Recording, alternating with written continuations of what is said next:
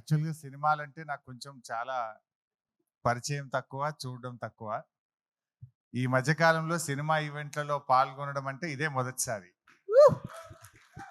అయితే మా సీనన్న, మా రసమయి, శ్రీనివాస్ ఈ ప్రోగ్రామ్‌కి రావాలి అన్నప్పుడు రాకేష్ గురించి తెలుసుకున్న తర్వాత ఈ ప్రోగ్రామ్‌కు వెళ్ళాలనిపించి రాకేష్‌ను ఆశీర్వదించడం కోసం ఈ కార్యక్రమానికి నేనొచ్చాను. ఒక మారుమూల పల్లెలో పుట్టి ఒక గిరిజన తండా నుంచి కష్టంతో తన ప్రతిభతో ఎంతో కష్టపడి ఎదిగి ఈ స్థాయికి వచ్చి రాకింగ్ రాకేష్గా ఆయన పేరు తెచ్చుకోవడం నిజంగా చాలా సంతోషం.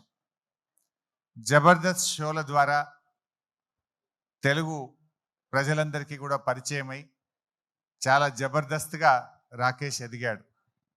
ఈరోజు రాకేష్ గారు కేసీఆర్ గారి పైన ఒక అద్భుతమైన సినిమా తీయడం నిజంగా చాలా సంతోషం. కేసీఆర్ అంటే ఆయన ఒక చరిత్ర. తెలంగాణ రాష్ట్రాన్ని సాధించడమే కాదు, ఈ రాష్ట్రాన్ని 10 ఏళ్ల పాటు అద్భుతంగా అభివృద్ధి పథంలో నడిపించిన నాయకుడు కేసీఆర్.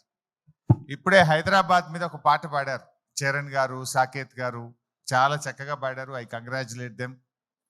నాకు వారి పాట చూస్తూ ఉంటే ఒక పాత జ్ఞాపకం ఒకటి గుర్తొచ్చింది.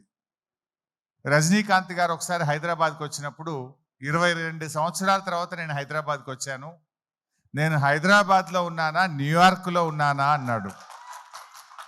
అంటే కేసీఆర్ గారు పల్లెల్ని అభివృద్ధి చేశాడు, హైదరాబాద్ను అద్భుతంగా అభివృద్ధి చేశాడు.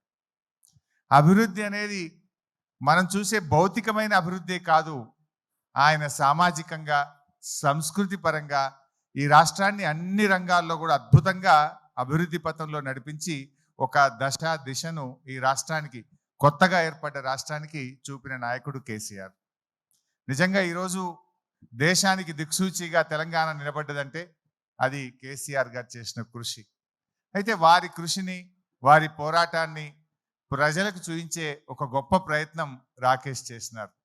జనరల్గా ఎవరైనా అధికారంలో ఉన్నప్పుడు పవర్లో ఉన్న పార్టీకి సినిమా తీస్తారు, కానీ అధికారంలో లేకపోయినా సినిమా తీశాడే, అది ఆయనలో ఉన్న నిజమైనటువంటి ప్రేమ అనుకోవచ్చు, దమ్ము అనుకోవచ్చు, ధైర్యం అనుకోవచ్చు.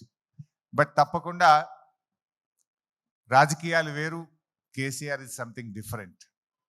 ముఖ్యమంత్రులు వస్తుంటారు, పోతుంటారు, కానీ తెలంగాణ రాష్ట్రాన్ని సాధించింది మాత్రం ఒకే ఒక్కడు, దట్ ఈస్ కేసీఆర్. అది ఇంకొకరికి అవకాశం లేదు. ఒక చరిత్ర సృష్టించారు.